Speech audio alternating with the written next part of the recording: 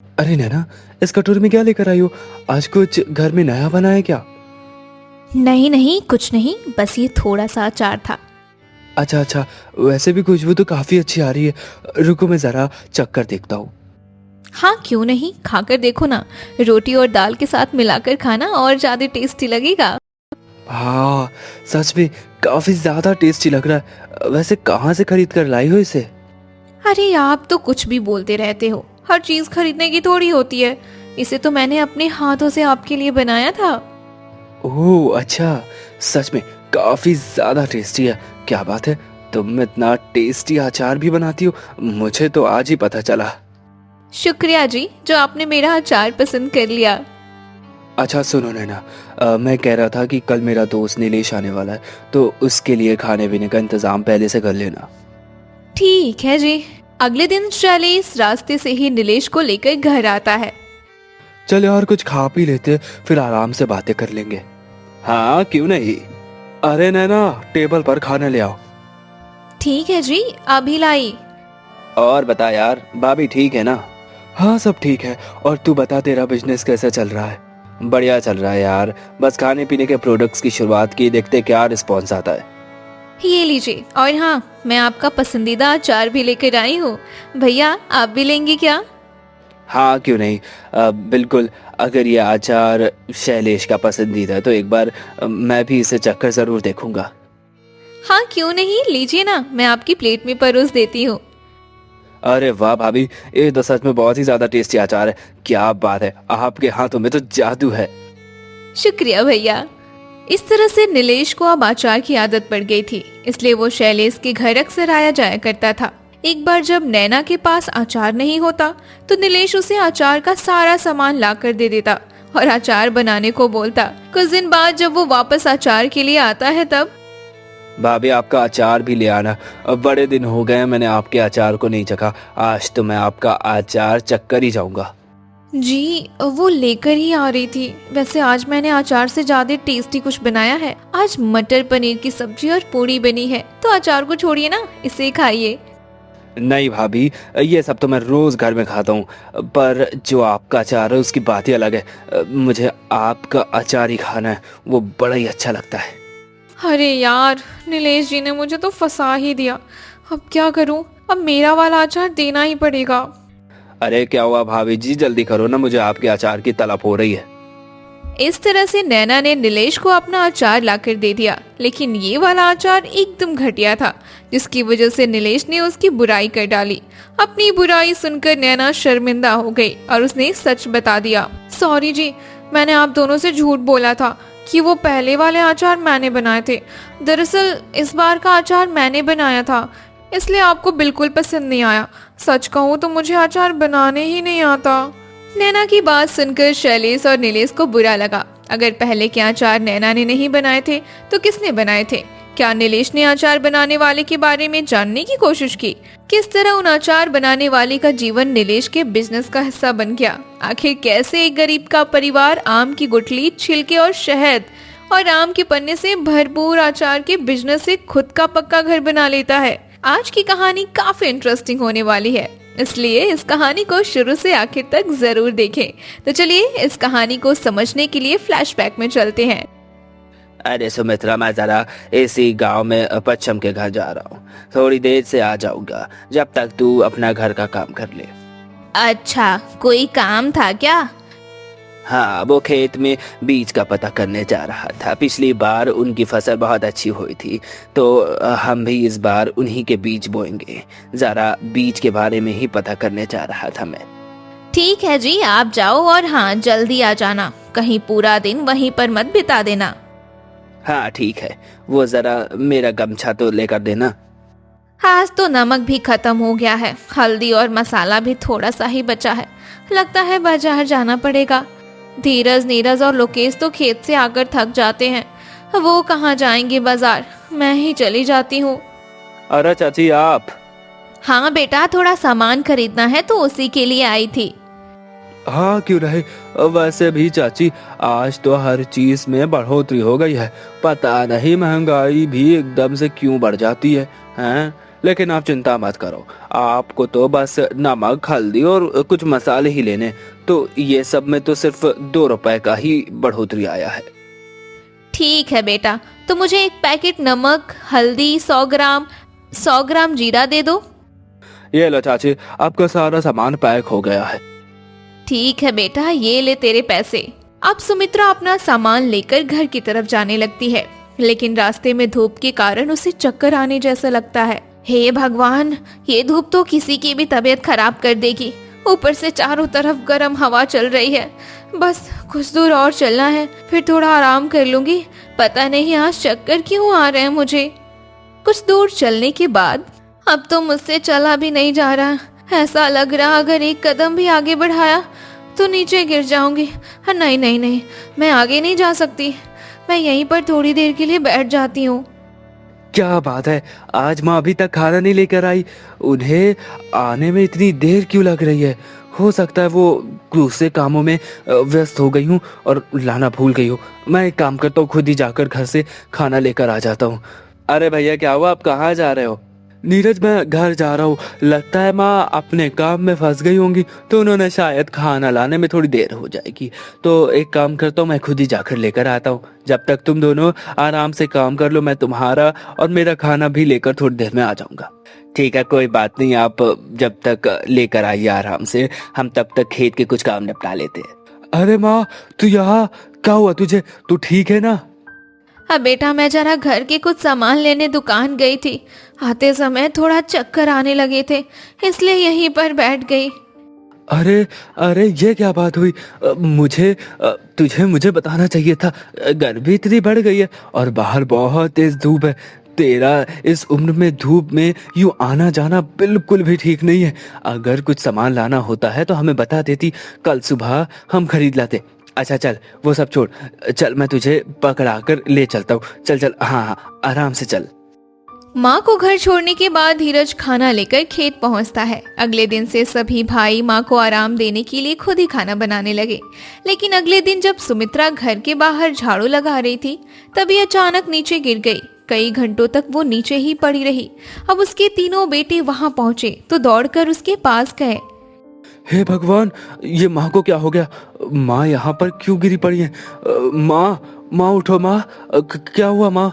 लगता है माँ को चक्कर आ गया है। रुको भैया, मैं अभी पानी लेकर आता हूँ। माँ, कुछ तो बोलो, क्या हुआ है तुझे? नहीं, ये नहीं हो सकता। क्या हुआ भैया? क्या नहीं हो सकता? लोकेश, माँ अब इस दुनिया में नहीं रही। नहीं नहीं, ये नहीं हो सकता। उठो माँ, तुम हमें छोड़कर नहीं जा सकती माँ। उठो, भगवान के लिए अपनी आंखें खोल दो माँ। हे भगवान, ये तूने क्या अटका डाला? इन बच्चों को रोता देखकर तो मुझसे नहीं रहा जाता। अगर मैंने हिम्मत नहीं की तो ये सभी टूटकर बिखर जाएंगे। मुझे इन्हें संभालना ही होगा। माँ तुझे अचानक क्या हो गया माँ? शांत हो जाओ बेटा, जो होना था उसमें सिर्फ भगवान की ही मर्जी थी। अब होनी को कौन डाल सकता है? तुम सबको हिम्मत करनी होगी। मैं तुम्हारे पास हूँ, तो तुम्हें दुखी होने की कोई बात नहीं है। कुछ समय बाद सभी ने खुद को संभाला और माँ का अंतिम संस्कार कर दिया। समय बीतता गया और सभी को काम धंधे में परेशानी होने लगी। इसी के चलते बिजरपाल ने एक एक करके अपने तीनों बेटों की शादी कर दी। अब घर में 3 बहू आने के बाद जिम्मेदारियां सभी में बंट गईं। एक दिन वो तीनों लकड़ियां लेने पास के ही बगीचे में जाती हैं। अरे वाह, यहाँ तो छाँव में कितनी अच्छी हवा चल रही है। कुछ देर इस पेड़ के नीचे बैठ लेते हैं, फिर लकड़ियां काट कर लेकर घर जाएंगे। वैसे दीदी, हमारे घर में सासू माँ के ना होने से कितना सूना लगता है ना। हाँ, सो तो है, अब क्या करें, हमारे नसीब में यही घर लिखा था तो मिल गया। ठीक ही तो है हमारा नसीब। मैंने सुना है घर में सास होने पर हर काम के लिए ताने सुनने पड़ते हैं। नहीं ज्योति, हर किसी की सास एक जैसी नहीं होती। हो सकता है हमारी सास हमें बेटियों की तरह प्यार करती। अरे ये देखो दीदी, ये तो आम गिर रहे हैं। लगता है हवा की वजह से इस आम के पेड़ से आम गिरने लगे हैं। हाँ, जरा इन्हें उठाकर तो ला। चल एक एक करके चक्कर देखते हैं। आम तो अच्छे लग रहे हैं।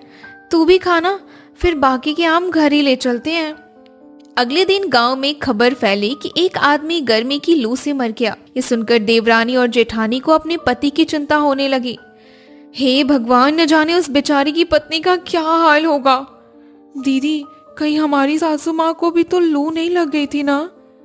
हाँ, हो भी सकता है, लेकिन अब से हमें खुद और अपने परिवार का ख्याल रखना होगा। हाँ ज्योति, तू ठीक कहती है। मेरे मन में ना एक ख्याल आया है। जो आम कल हम लेकर आए थे ना, उसका पन्ना बना लेते हैं और खेत पर जाते समय हम उन्हें दे देंगे। सुना है आम का पन्ना लू लगने से बचाव करता है। हाँ दीदी, आपने सही कहा। इससे हमारी पतियों को लू भी नहीं लगेगी। ये खेतों की एक ही प्रकार की सब्जी खा खा कर तो मेरा मन ही उग गया है। अब क्या करें दीदी, हमें जो मिलता है बनाने को उसे ही बना लेते हैं। कोई बात नहीं ज्योति, अब हमारे घर की हालत वैसी नहीं है कि रोज बाजार से तरह तरह की चीजें मिल सके। हमारे आने से थोड़ा खर्चा भी तो बढ़ गया ना, तो हमें अपने पतियों की हालत को सोचकर घर में जो भी है रूखा सूखा उसी में संतुष्ट रहना होगा। ठीक कहती हो दीदी, वैसे भी पेट ही तो भरना है, इसमें क्या बहस करनी। हम सभी अपने मन को समझा ही लेंगे। अच्छा सुनो, घर में कुछ आम है ना, उनकी चटनी बना लेते हैं, हो सकता है थोड़ा मन बदल जाए। ठीक है दीदी, आप लोग खाना निकालो, मैं अभी चटनी पीस कर लाती हूँ, फिर हम एक साथ मिलकर खाएंगे। अरे वाह, ये तो बड़ी ही स्वादिष्ट चटनी बनी है। हाँ दीदी, कहाँ हम एक ही सब्जी से बोर हो गए थे, इस चटनी ने तो हमें अलग ही स्वाद चखा दिया। हाँ सही है, अब तो आम का सीजन भी चल रहा है, तो बाजार में आम सस्ते भी मिल रहे होंगे।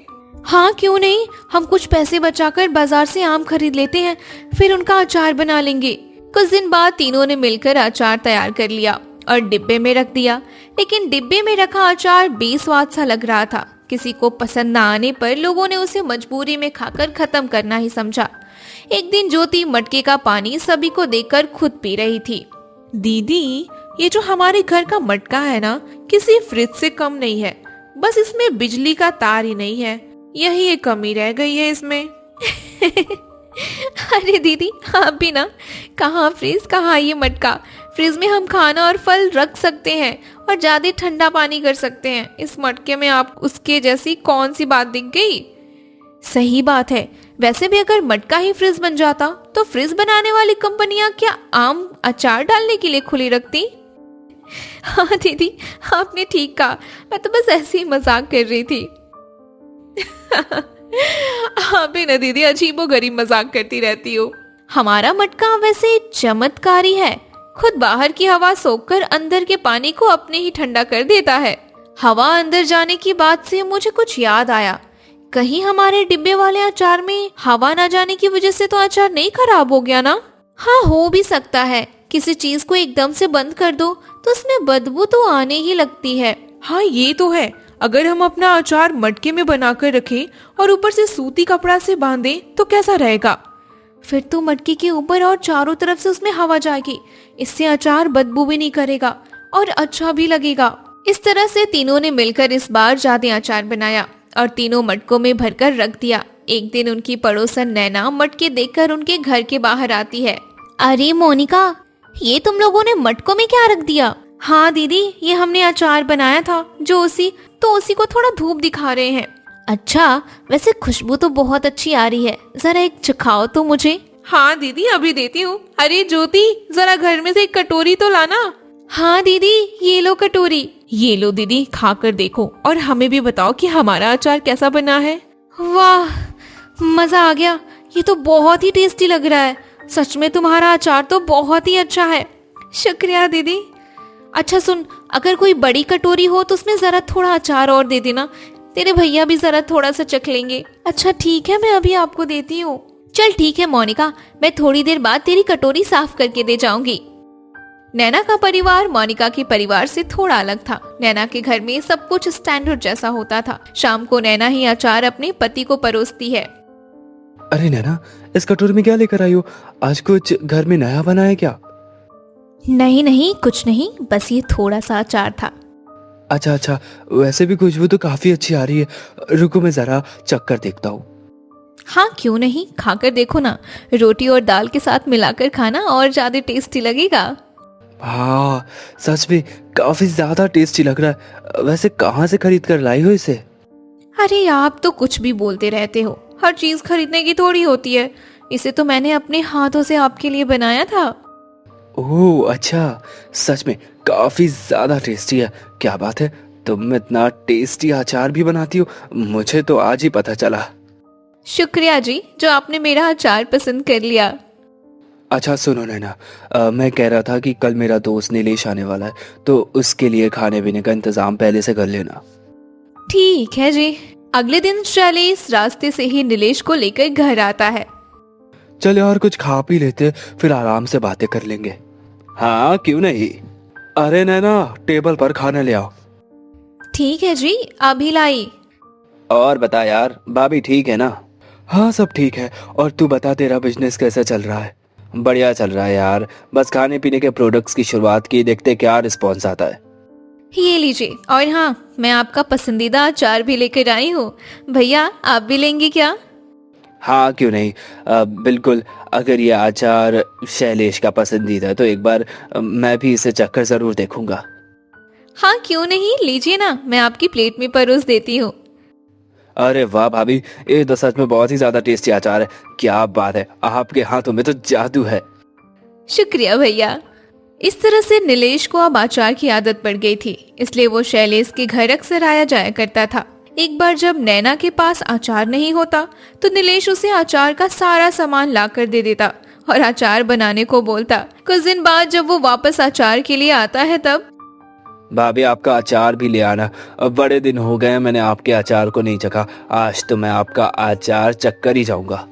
जी, वो लेकर ही आ रही थी। वैसे आज मैंने अचार से ज्यादा टेस्टी कुछ बनाया है। आज मटर पनीर की सब्जी और पूड़ी बनी है, तो अचार को छोड़िए ना, इसे खाइए।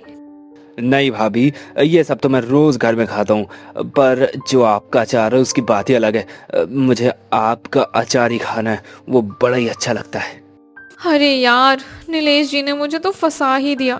अब क्या करूं? अब मेरा वाला अचार देना ही पड़ेगा।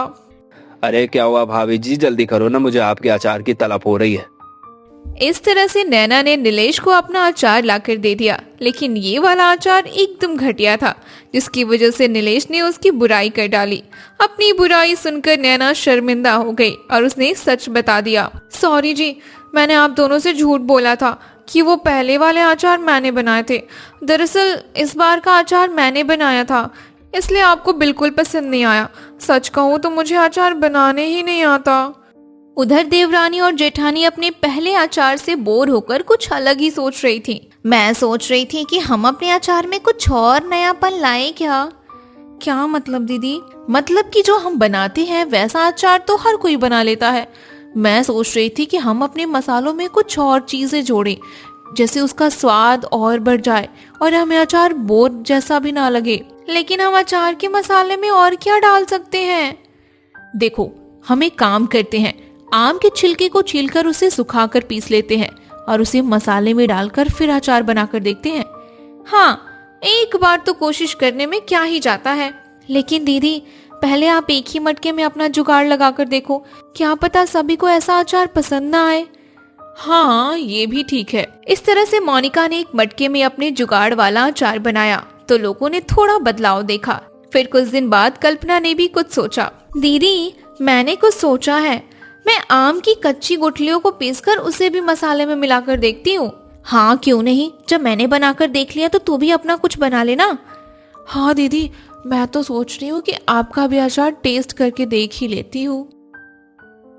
अरे कल्पना, तूने अपने जुगाड़ वाला अचार बनाया कि नहीं? हाँ दीदी, बना दिया। बस मैं आज खाने पर सभी को देने वाली हूँ। आप लोग भी मेरे अचार को स्वाद करके बताना।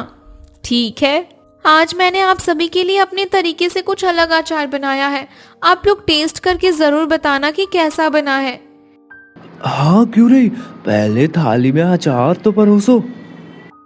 हाँ हाँ, अभी देती हूँ। वाह भाभी, आपने तो अचार में कुछ अलग ही स्वाद बना दिया है। सच में बहुत अच्छा बनाया अचार। शुक्रिया देवर जी। कुछ दिन बाद जब सभी के लिए पन्ना बन रहा था तो ज्योति सबके लिए पन्ना बनाने में बिजी थी। दीदी, आज मैं सोच रही थी कि पन्ना में थोड़ा शहद डालकर देखते हैं। मीठा डालना ठीक रहेगा क्या? दीदी, एक बार शहद वाला पन्ना पीकर देखते हैं, क्या पता पसंद आ जाए। ज्योति, तुम बना लो पन्ना। बड़ी दीदी, पहले आप ही पीकर बताओ कैसा बना है। अरे, ये तो खट्टा मीठा सा स्वाद आ रहा है। अच्छा बना है यार, एकदम वैसा ही बना है जैसे मैंने अपनी कल्पना में सोचा था। इसलिए तो मेरा नाम कल्पना है, क्योंकि तू हर बात की कल्पना ज्यादा करती है। दीदी एक बात कहूँ, अगर मैं भी इस पन्ने से अलग हांडी में अचार बनाऊं तो? वैसे आइडिया अच्छा है, अगर तूने इस पन्ने को अचार में मिला दिया तो अलग ही स्वाद आ जाएगा। कुछ दिन बाद ज्योति ने भी अपना अचार बना डाला। उसका अचार भी सभी को बहुत पसंद आया। एक दिन अचानक नीलेश उनके घर पहुंचता है। मोनिका, कल्पना और ज्योति जी, आप ही हो ना? हाँ जी, कहिए, आप कौन? मैं आपके पड़ोस में रहने वाली नैना जी का रिश्तेदार हूँ। एक बार भाभी ने मुझे आप ही के अचार खिलाए थे। मैं एक बिजनेसमैन हूँ। अगर आपको एतराज ना हो तो क्या आप मेरे लिए अचार बनाने का काम करेंगी? दरअसल मुझे आपका अचार मार्केट में उतारना है। इसके बदले मैं आपको अच्छे पैसे दूंगा। क्या हमारे अचार के बदले हमें पैसे मिल सकते हैं? जी बिल्कुल। तभी देवरानी और जेठानी के पति भी वहां पहुंच जाते हैं। आप कौन?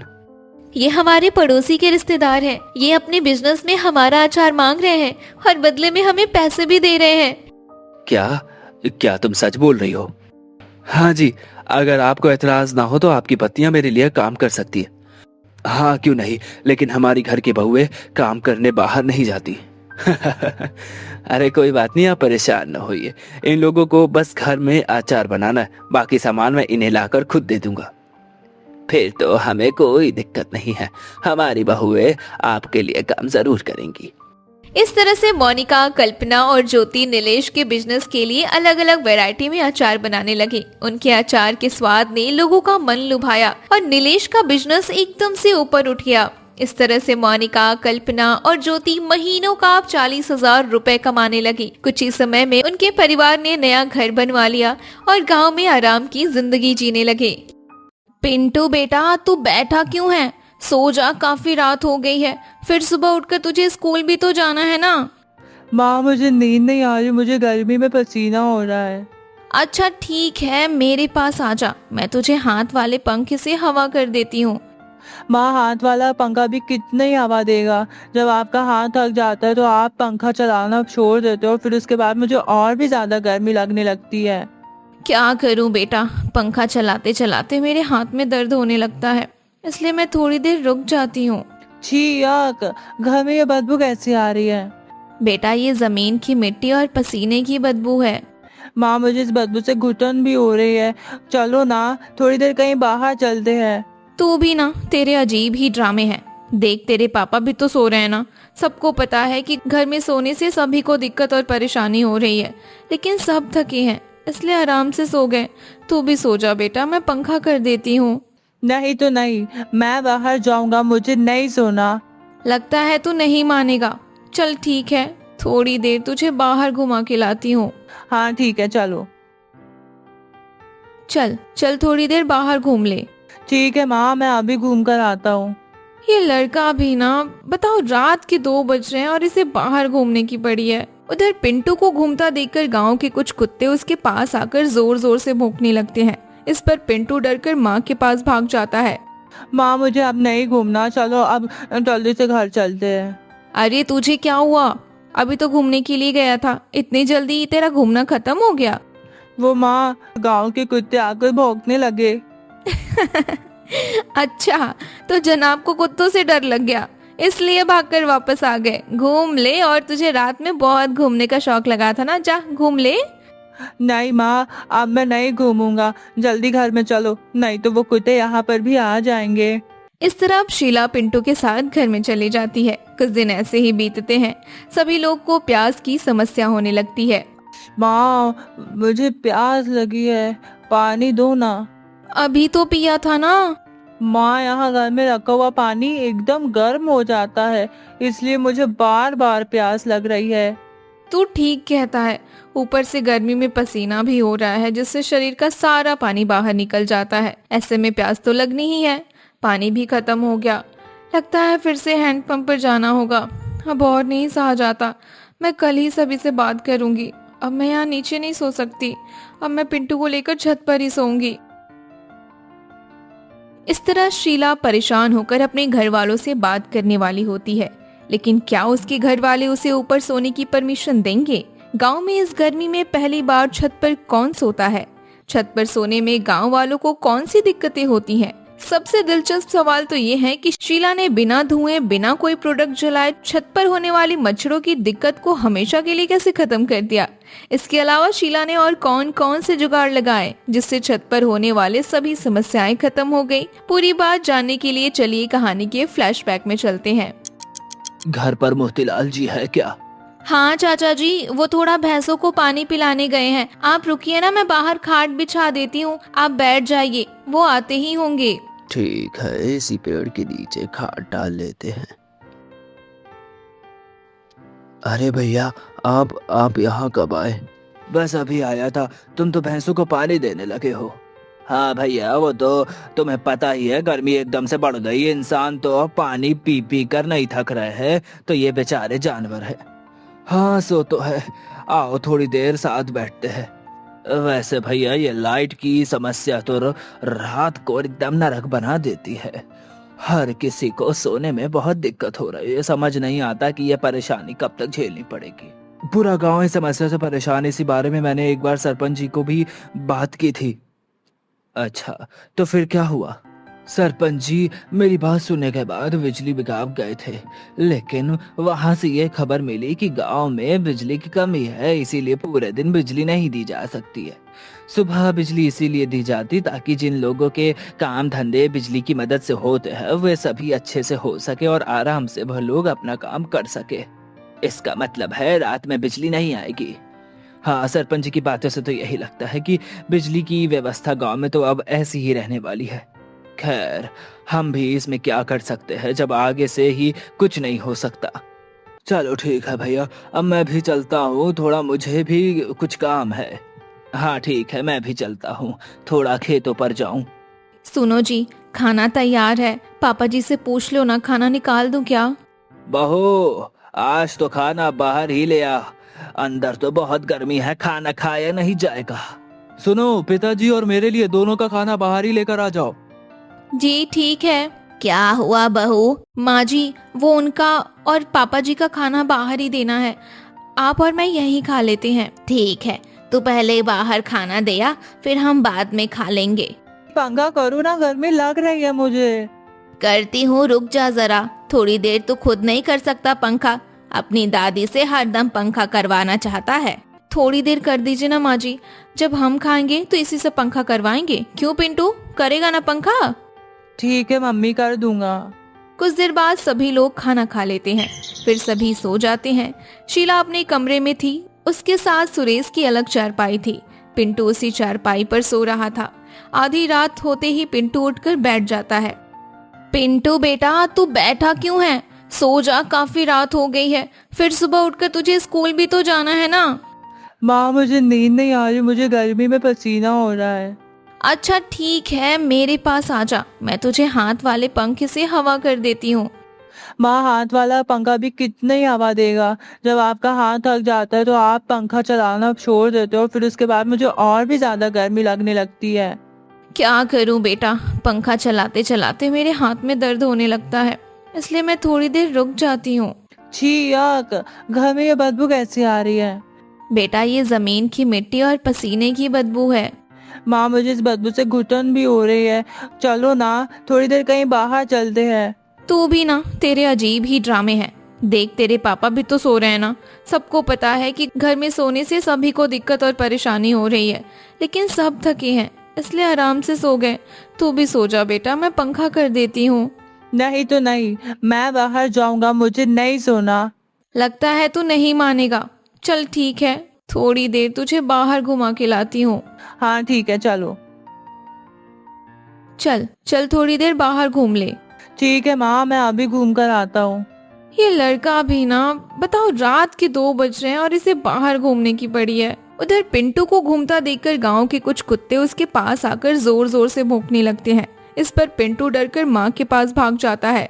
माँ, मुझे अब नहीं घूमना, चलो अब जल्दी से घर चलते हैं। अरे तुझे क्या हुआ? अभी तो घूमने के लिए गया था, इतनी जल्दी तेरा घूमना खत्म हो गया? वो माँ, गांव के कुत्ते आकर भौंकने लगे। अच्छा, तो जनाब को कुत्तों से डर लग गया, इसलिए भागकर वापस आ गए। घूम ले, और तुझे रात में बहुत घूमने का शौक लगा था ना, जा घूम ले। नहीं माँ, अब मैं नहीं घूमूंगा, जल्दी घर में चलो, नहीं तो वो कुत्ते यहाँ पर भी आ जाएंगे। इस तरह अब शीला पिंटू के साथ घर में चली जाती है। कुछ दिन ऐसे ही बीतते हैं। सभी लोग को प्यास की समस्या होने लगती है। माँ, मुझे प्यास लगी है, पानी दो ना। अभी तो पिया था ना। माँ, यहाँ घर में रखा हुआ पानी एकदम गर्म हो जाता है, इसलिए मुझे बार बार प्यास लग रही है। तू ठीक कहता है, ऊपर से गर्मी में पसीना भी हो रहा है, जिससे शरीर का सारा पानी बाहर निकल जाता है। ऐसे में प्यास तो लगनी ही है। पानी भी खत्म हो गया। लगता है फिर से हैंडपंप पर जाना होगा। अब और नहीं सहा जाता। मैं कल ही सभी से बात करूंगी। अब मैं यहाँ नीचे नहीं सो सकती। अब मैं पिंटू को लेकर छत पर ही सोऊंगी। माँ जी, अब मुझसे रात में घर में नहीं सोया जाता। अब तो मैं छत पर ही सोऊंगी। अरे बहू, क्या बोल रही है? तू अकेली हमारे घर की औरत होकर छत पर सोएगी? गांव में कोई भी छत पर नहीं सोता है, ये ठीक नहीं है। तो क्या करूं माँ जी, सारी रात पिंटू के चक्कर में मुझे परेशान होना पड़ता है। रात भर ठीक से नींद पूरी भी नहीं हो पाती, तो दिन में काम करते समय आंख लग जाती है। ऐसे तो मेरी तबीयत खराब हो जाएगी। ऊपर हवा में कम से कम नींद तो पूरी हो जाएगी। हाँ माँ, शीला ठीक कहती है, इसे ऊपर ही सोने दो। अगर कोई दिक्कत वाली बात है तो मैं भी इन दोनों के साथ ऊपर ही सो जाऊंगा। ठीक है, तुम दोनों की जैसी मर्जी वैसा ही करो। माँ, ये छत तो बहुत गर्म हो रही है, यहाँ पर कैसे नींद आएगी? अरे तू चिंता मत कर, हमें खाली छत पर नहीं सोना, नीचे से चटाई बिछानी है, फिर कोई दिक्कत नहीं होगी। चल, मैं चटाई बिछा देती हूँ, फिर आराम से सो जा।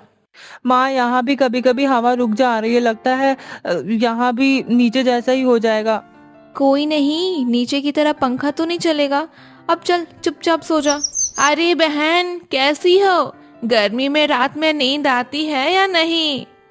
अरे बहन, तुम आओ बैठो। क्या बताऊं बहन, गर्मी में तो बुरा हाल है। हमारे घर में तो सुरेश और उसकी बीबी परेशान होकर रात में छत पर ही सोने लगे हैं। हाँ, वो तो है। हमारा भी परिवार गर्मी से परेशान हो रहा है। लगता है हमें भी अब छत पर ही सोना पड़ेगा। अच्छा, आप नहीं सोती क्या छत पर? नहीं नहीं, मैं और ये तो अभी नीचे ही सोते हैं। नीचे सोने का कोई भी फायदा नहीं है बहन, रात की नींद रोज रोज खराब होती है। हाँ वो तो है, देखती हूँ, आज इनसे पूछूंगी। अगर ये मान जाते हैं तो हम दोनों भी ऊपर ही सो जाएंगे। चलो ठीक है बहन, अब मैं चलती हूँ, घर में थोड़ा काम है। ठीक है बहन। अरे माँ जी, आप कहाँ चली गई थी? मैं कब से आपको ढूंढ रही थी। कहीं नहीं गई थी बहू, बस पड़ोस में जमुना बहन के यहाँ गई थी। अच्छा, तो क्या बात हो गई थी? कुछ भी नहीं, बस ऐसे ही मिलने गई थी। अच्छा सुन, जमुना बहन बता रही थी कि उसकी बहू और पति दोनों छत पर सोते हैं। हम भी आज से छत पर ही सोएंगे, गर्मी में तो अब हमसे नहीं सोया जाएगा नीचे। लेकिन माँ जी, वहाँ पर तो सब एक साथ कैसे सोएंगे? पापा जी के सामने सोने में मुझे बहुत शर्म आती है। तो उसकी चिंता मत कर, आदमी लोग एक तरफ सो जाएंगे और हम लोग एक तरफ सो जाएंगे। ठीक है माँ जी, आप जैसा सही समझे। अरे माँ जी, आप? हाँ बहू, आज हम भी सोच रहे थे कि छत पर ही सोकर देखते हैं। ठीक है माँ जी, लेकिन पापा जी यहाँ सोएंगे तो मुझे थोड़ा अजीब लगेगा। तो फिक्र मत कर, वो एक तरफ सो जाएंगे। अच्छा माँ जी, मैं सोच रही थी कि बीच छत पर एक कपड़ा डाल देते हैं, फिर मुझे ठीक लगेगा। पापा जी को भी सोने में कोई ज्यादा दिक्कत नहीं होगी। ठीक है, फिर ऐसा ही कर ले तू। कुछ देर बाद सभी लोग अपनी अपनी जगह पर सो जाते हैं। उधर पड़ोस के लोग भी छत पर अपना बिस्तर लगाते हुए दिखाई दे रहे होते हैं। फिर वे लोग भी सो जाते हैं। लेकिन आधी रात को पड़ोस की मीरा नींद में उठती हुई अपनी छत के किनारे पर आ जाती है। तभी शीला उसे देख लेती है। वो कौन है? उठकर देखती हूँ, अरे ये तो भूत भूत। अरे क्या हुआ? तुम ठीक तो हो ना? क्यों चिल्ला रही हो? वहाँ पर भूत है, देखो भूत है वहाँ पे। अरे चुप हो जा, भूत जैसा कुछ नहीं होता। रुक, मुझे देखने दो कौन है वहाँ। अब सुरेश अपनी छत के किनारे जाकर देखता है तो उसे मीरा की पहचान होती है। अरे ये तो मीरा है, लगता है नींद में उठकर आगे बढ़ती जा रही है। मुझे रामनाथ चाचा को आवाज देनी होगी। अरे रामनाथ चाचा, अरे जल्दी उठो। अरे वो देखो मीरा, अरे अरे नींद में है, कहाँ चली जा रही है? जल्दी उसे पकड़ो, नहीं तो छत से गिर जाएगी। क्या क्या क्या हुआ? क्या हुआ? अरे वो देखो मीरा कहाँ जा रही है, जल्दी रोको उसे, नहीं तो वो नीचे गिर जाएगी। कुछ देर बाद रामनाथ मीरा को पकड़कर लाता है और उसे नींद से जगाता है। फिर मीरा नींद से बाहर आ जाती है। अरे चाचा सब ठीक है ना? हाँ सुरेश, सब ठीक है, बस नींद में उठकर चलने लगी थी। तुम लोग सो जाओ अब। चलो शुक्र है, लेकिन सच में तुम्हारी चिल्लाहट ने तो मुझे भी डरा दिया। एक बार तो लगा मैंने भी सोच लिया था कि भूत हमारे छत पर आ गया है। अब छोड़ो भी, मजाक मत करो। हाँ ठीक है, चलो अब सो जाओ। धीरे धीरे सब परिवार के सभी लोग छत पर ही सोने लगे। सभी को छत की आदत लग गई थी, लेकिन बीच बीच में छोटी मोटी परेशानियां होती रहती। एक दिन पिंटू जब छत पर सो रहा था, तभी छत पर उसके पास एक चूहिया आ जाती है। माँ चूहा। क्या हुआ पिंटू, तू क्यों इतना चिल्ला रहा है? माँ यहाँ पर चूहा आया था। अच्छा चल अब सो जा, वो तो भाग गया होगा ना। नहीं, मुझे नींद नहीं आएगी, मुझे डर लग रहा है। मुझे मुझे नीचे जाना है। हद है, अब एक चूहे से डरकर तू नीचे जाएगा? हाँ हाँ, मुझे यहाँ पर अब नींद नहीं आएगी। ठीक है चल, मैं तुझे नीचे ही सुलाकर ऊपर आ जाऊंगी। ठीक है। क्या हुआ पिंकी, किसे देख रही है? चाची वो आज पिंटू छत पर नहीं दिखाई दे रहा है, वो कहाँ है? जनाब को रात में एक चूहे ने डरा दिया था, इसलिए नीचे भागकर सो रहे हैं। डरपोक, वो एक चूहे से डर गया। सुबह बाहर आने दो, फिर आप देखना मैं उसे कैसे चिढ़ाती हूँ। ठीक है, तुम दोनों की मटर गश्ती तो तुम दोनों ही जानो। अरे शीला, मेरा गमछा तो देना, जरा खेतों की तरफ जा रहा हूँ। और ये पिंटू को क्या हो गया? अभी तक सोता जा रहा है, कब तक सोएगा? आज स्कूल नहीं जाएगा क्या ये? स्कूल का तो नहीं पता, लेकिन रात को चूहे के डर से जनाब ने अपनी नींद जरूर खराब कर ली है, इसलिए अभी तक सोए पड़े हैं। क्यों, छत पर चूहे भी हो गए क्या? हाँ, छत पर जो एक तरफ चूल्हे की लकड़ी और उपले रखे हैं ना, उन्हीं की वजह से आ गए होंगे। तो एक काम करो, उसे साफ कर कर पूरी तरीके से चूल्हे के पास रख दो, फालतू में चूहे हमारी नींद भी खराब करेंगे। ठीक है, वो तो मैं रख दूंगी, लेकिन कहीं आपको भी तो चूहे से डर नहीं लग रहा था ना? अरे मुझे क्यों लगेंगे चूहे से डर? अरे मजाक कर रही थी। ये लो आपका गमछा, आज मैं अपना काम खत्म करके छत की सफाई कर दूंगी। इस तरह से शीला ने अपनी छत की सफाई कर दी। फिर कीड़ों और चूहों जैसी दिक्कत खत्म हो गई। अब सभी लोग आराम से छत पर सोने लगे थे, लेकिन छत पर हवा चलने के बाद भी ठंडक महसूस ही नहीं होती थी। फिर सभी ने छत पर पानी डालना शुरू कर दिया। अब छत सूख जाती है तो सभी लोग सो जाते हैं। आज छत पर लोग ज्यादा देर तक जाग रहे थे, क्योंकि हवा कम चल रही थी। आज तो हवा भी नहीं चल रही है, लगता है नींद भी देर से आएगी। ये तो रोज की बात है, हवा चलती है लेकिन शरीर में महसूस ही नहीं होती। अगर यही हवा ठंडी चले तो शरीर को भी ठंडक महसूस होने लगेगी। ठंड हवा तो केवल बारिश और सर्दियों में ही चलती है। जब हम छत पर नहीं सो सकते, क्या फायदा उस ठंडी हवा का? चिंता मत करो, मैंने कुछ सोचा है। कल से हमारे छत पर भी ठंडी हवा चलेगी। ठंडी हवा चलेगी? वो कैसे? हाँ, मैंने सोचा है, जो बीच में कपड़ा टंगा है ना, हम उसे पानी में अच्छे से भिगोकर रस्सी पर डाल देंगे। फिर भीगे कपड़े की वजह से हवा में अपने आप ठंडापन महसूस होने लगेगा। अच्छा, क्या सच में तुम्हारा ये जुगाड़ काम करेगा? ये तो तुम्हें कल खुद ही पता चल जाएगा। चलो कल देखते हैं क्या होता है। इस तरह से शीला ने कपड़ों को पानी में भिगोकर टांग दिया, जिसकी वजह से सच में हवा में थोड़ा बदलाव हो गया। अरे वाह शीला, तुमने तो कमाल कर दिया। क्या हुआ जी, आज की सब्जी कुछ ज्यादा ही स्वादिष्ट बनी है क्या? नहीं, मैं तो उस गीले कपड़े की बात कर रहा था। रात को सच में पूरे छत पर ठंडक थी, लेकिन एक बात है, छत पर मच्छर भी नहीं जाते। पर दिन में मच्छर काटते, लेकिन इसका जुगाड़ तो धुएं के अलावा कुछ भी नहीं हो सकता। देखती हूँ, सोचने पर कुछ ना कुछ जुगाड़ तो इसका भी मिल जाएगा। चूहे से डरने वाले बच्चे, क्या कर रहे हो? क्या है, तू मुझे ऐसे क्यों कहती है? क्यों, तुझे बुरा लगता है मेरे ऐसे कहने पर? हाँ लगता है, तभी तो बोल रहा हूँ। अच्छा चल ठीक है, आगे से नहीं बोलूंगी, माफ कर दे मुझे। अच्छा सुन, वो मेरी मम्मी ना छत पर अब एक बड़ा सा कपड़ा भिगो कर डालती है, तो जिसकी वजह से हमारी छत ना ठंडी ठंडी हवा से भर जाती है, वहाँ पे बहुत ठंडी ठंडी हवा चलती है। तुम्हारी छत पर भी रात में गीला कपड़ा डालते हैं क्या? नहीं, हमारी छत पर तो ऐसा कुछ नहीं होता। हमारे यहाँ तो होता है, इसलिए हम कूलर जैसी हवा का मजा ले पाते हैं। कुछ देर बाद पिंकी वहाँ से चली जाती है और घर जाकर अपनी मम्मी को पिंटू वाली बात बता देती है। इसी के चलते पड़ोसियों ने भी कपड़े वाला तरीका अपना लिया। एक दिन शीला चूल्हे पर खाना बनाते हुए मिट्टी का तेल लकड़ी पर डाल रही थी। तभी थोड़ा तेल उसके हाथ पर गिर जाता है और बदबू करने लगता है। ओहो, ये क्या हो गया? मेरे हाथ पर तो मिट्टी का तेल ही गिर गया। कितनी तेज बदबू कर रहा। ये तेल ना अब हाथ धोना पड़ेगा, तभी जाकर रोटी बना पाऊंगी। वैसे बदबू एक ऐसी चीज है ना जिसे इंसान परेशान हो जाते हैं। अगर कोई बदबू मच्छरों को भगाने में मदद करे तो जब मैं अपने मायके थी तो सुना था कि नीम के तेल के बदबू से कीड़े मकोड़े दूर रहते हैं।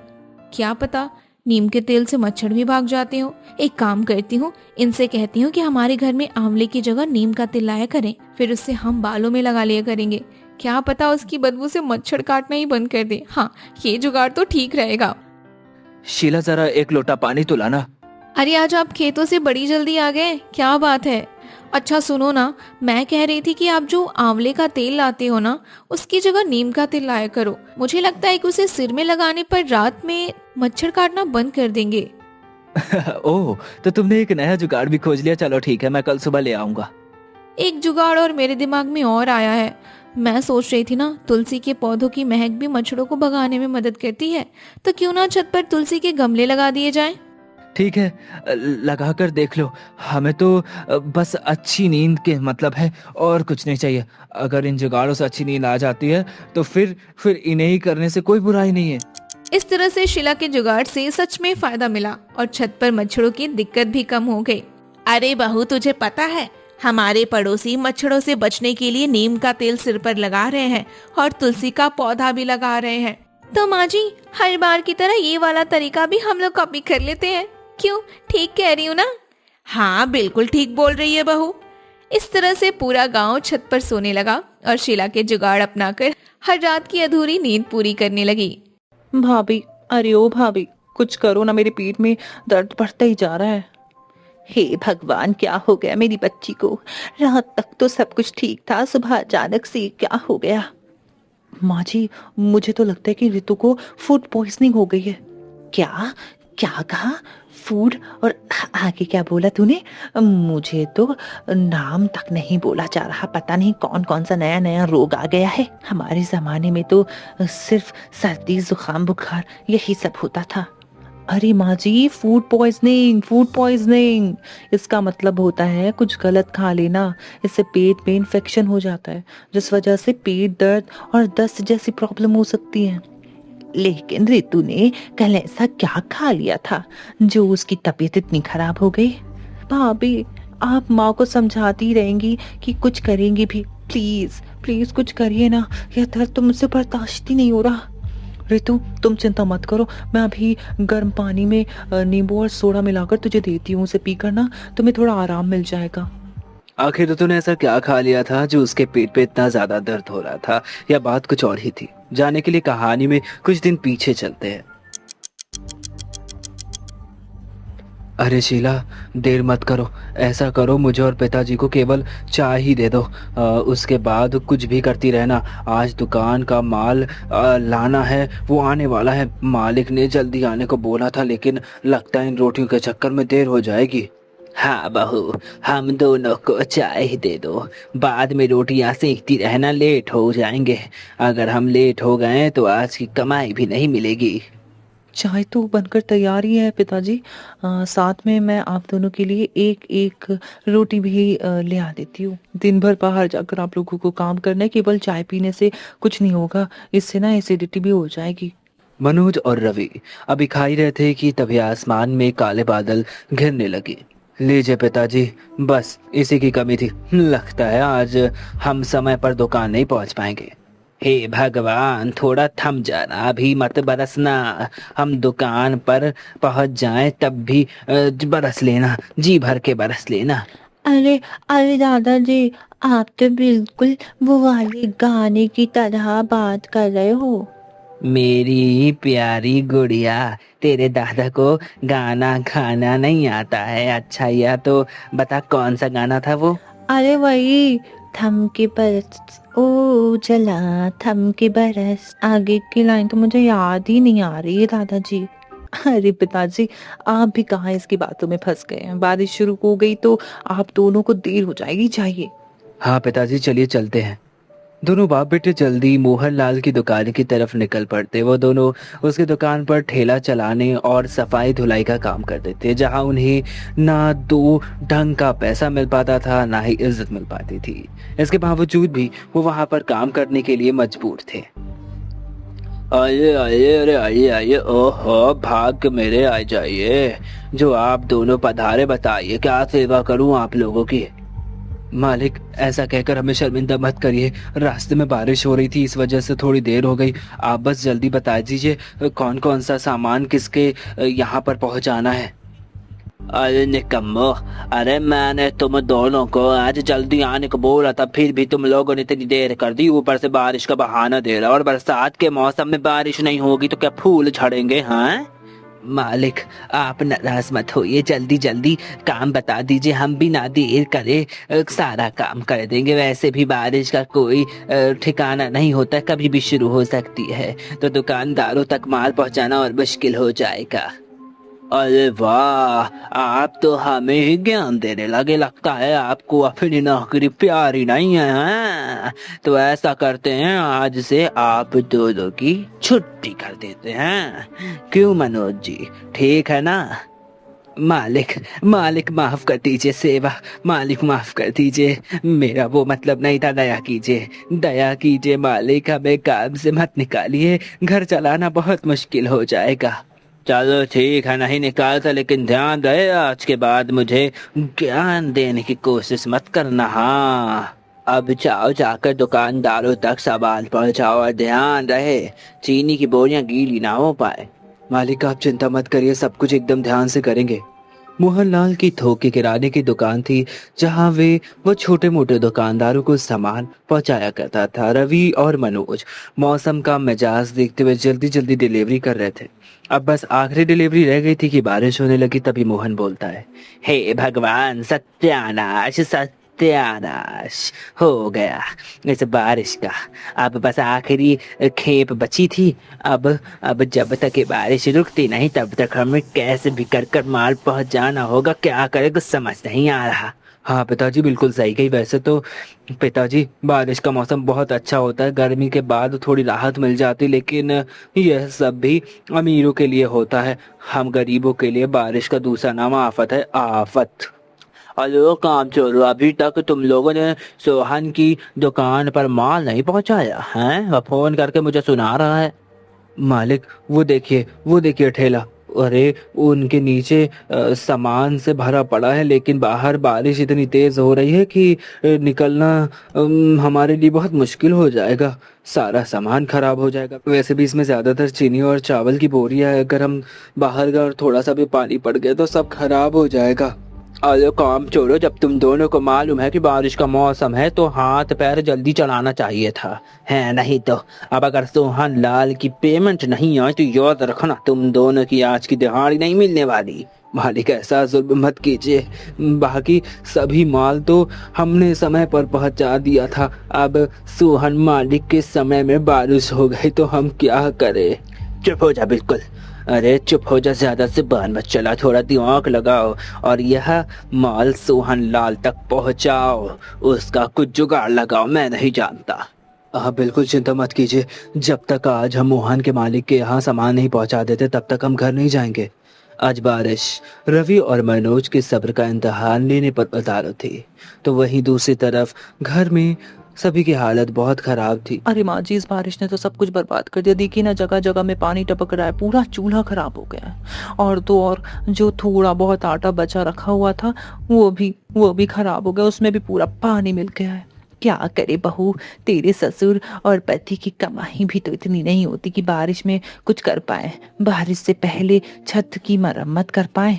हर साल यही सोचते रह गए, लेकिन कुछ हो ही नहीं पाया, कुछ समझ ही नहीं आ रहा है। अरे मम्मी, अभी ये गरीबी पुराना पढ़ने का समय नहीं है। जल्दी जल्दी हम सबको बाल्टी और बर्तन को पानी टपकने वाली जगह पर लगाना होगा, नहीं तो पूरा घर तालाब बन जाएगा।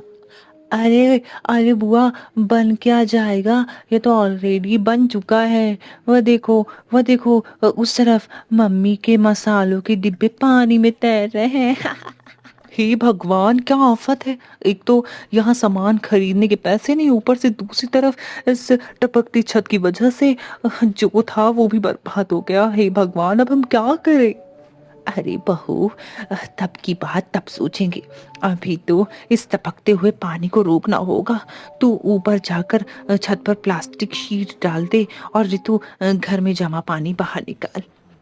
शीला छत पर जाकर प्लास्टिक सीट बिठाती है तो वहीं दूसरी तरफ रवि और मनोज भी ठेले पर लदे हुए सामान को प्लास्टिक से अच्छी तरह से कवर कर लेते हैं। मालिक, लगता है यह बारिश आज नहीं रुकने वाली, इसीलिए हमने सामानों को अच्छी तरह से प्लास्टिक के कवर में पैक कर दिया। इसे पहुंचा रहे हैं, जा रहे हैं। इससे ये होगा कि पानी अंदर नहीं जाएगा, कुछ भी सामान खराब नहीं होगा। और आप बिल्कुल निश्चित रहिए, थोड़ी देर बाद आप सोहन लाल से पैसे मांग सकते हैं। ठीक है, जल्दी जाओ, लेकिन ध्यान रहे सामान खराब नहीं होना चाहिए। हाँ, नहीं तो तुम्हारे पैसे कटेंगे। पिताजी, बारिश के कारण सड़कों की मिट्टी एकदम चिपचिपी हो गई है, बहुत फिसलन भरी मिट्टी हो गई है। आप ध्यान दीजिएगा, सही से चलिएगा, कहीं पैर ना फिसल जाए। अरे बेटा मेरी छोड़, तू अपना ध्यान रख। एक दूसरे से बातें करते हुए, एक दूसरे को संभालते हुए सोहन लाल का सामान पहुंचाकर वह वापस आ जाते। मालिक, हमने सारा सामान सोहन जी के पास पहुंचा दिया है, वो भी सही सलामत। अब आप हम दोनों को आज की दिहाड़ी दे दीजिए ताकि हम भी घर जा सके। मालिक, अगर हो सके तो थोड़ा चावल और दाल भी दे देते ताकि बारिश में दूसरी जगह से राशन न खरीदना पड़े। क्यों रे रवि, मेरा गोदाम तुझे धर्म खाता नजर आता है क्या? हाँ, जो कभी आटा नहीं तो कभी चावल मांगता रहता है। नहीं मालिक, मैं तो बस यूं ही कह रहा था। यदि संभव नहीं है तो रहने दीजिए। मोहनलाल से 200 की दिहाड़ी के सिवा दोनों बाप बेटों को कुछ नहीं मिलता है।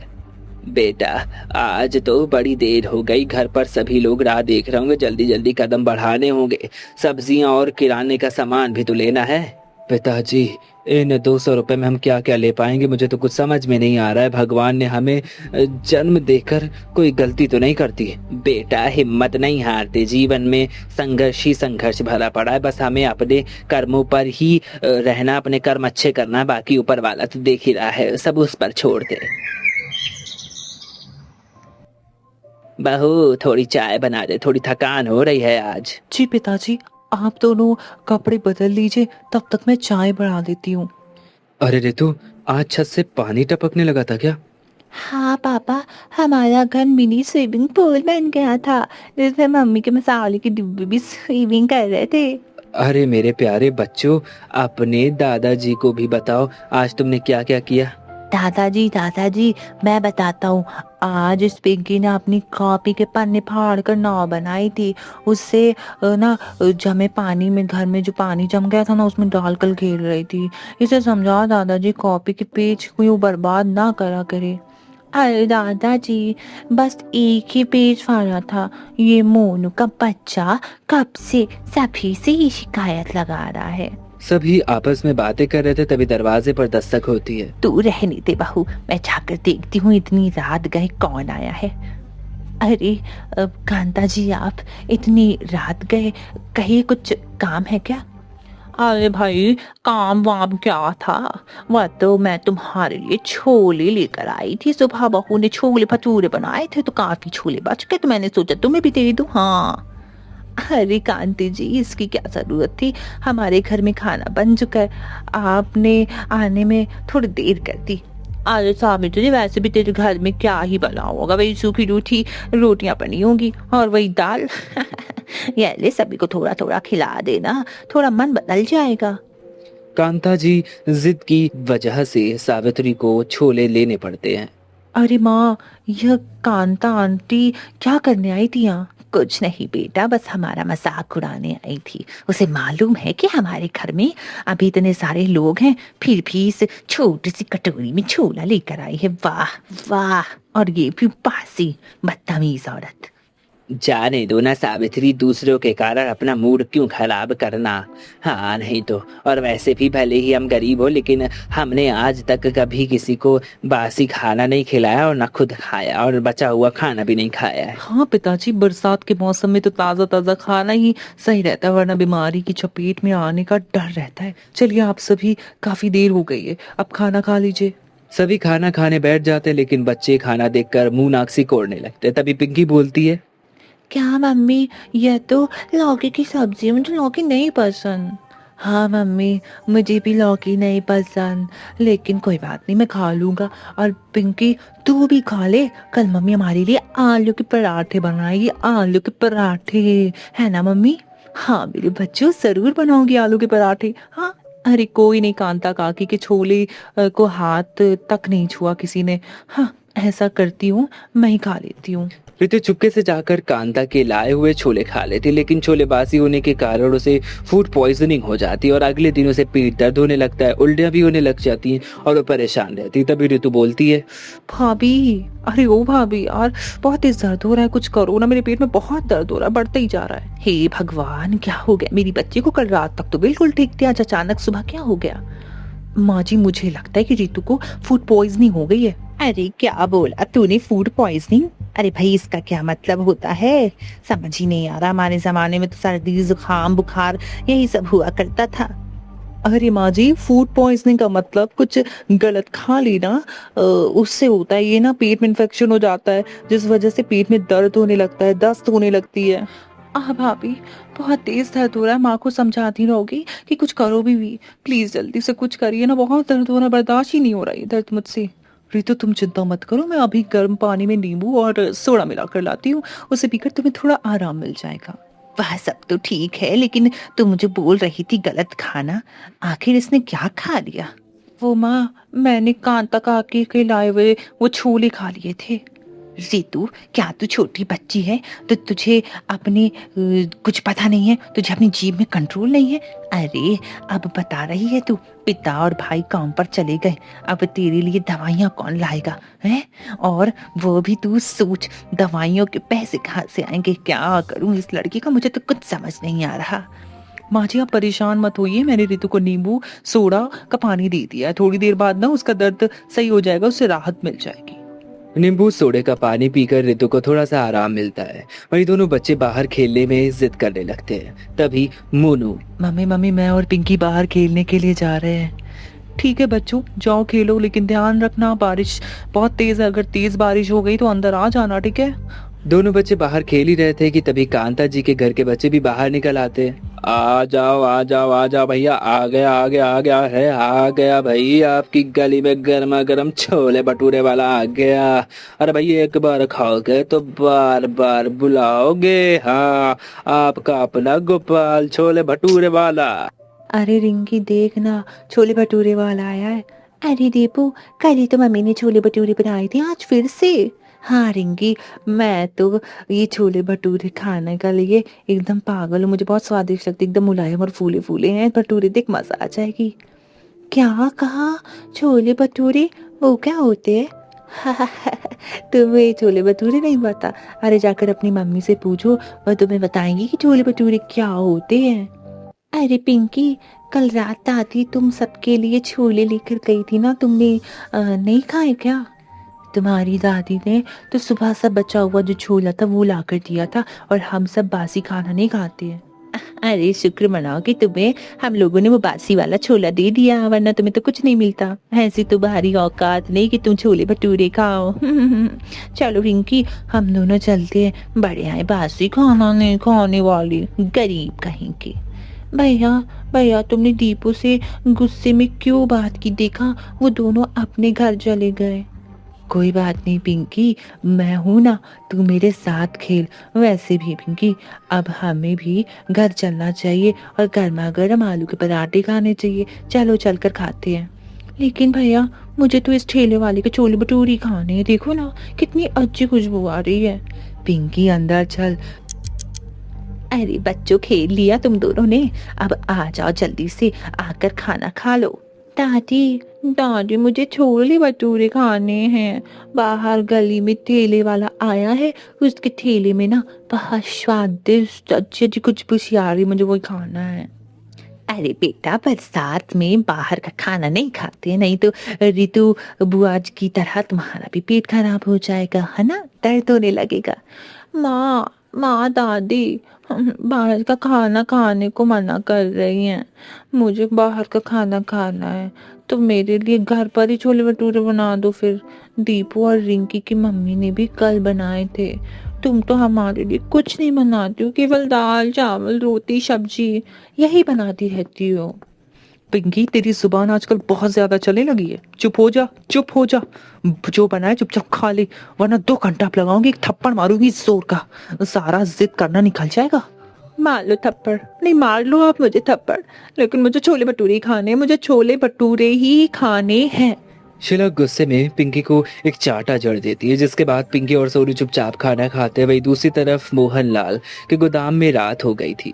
रात हुई, बारिश की वजह से सब कुछ बर्बाद हो चुका था, पानी भर चुका था। तभी मोहनलाल चिल्लाते हुए बोलता है, अरे अभी तुम दोनों बाप बेटे थोड़ा जल्दी जल्दी हाथ चलाओ, नहीं तो सभी बोरियां शाम होने वाली है भाई, पहले दूसरे गोदाम में पहुंच जानी चाहिए। हाँ मालिक, आप चिंता मत करिए, हम काम जल्दी करेंगे।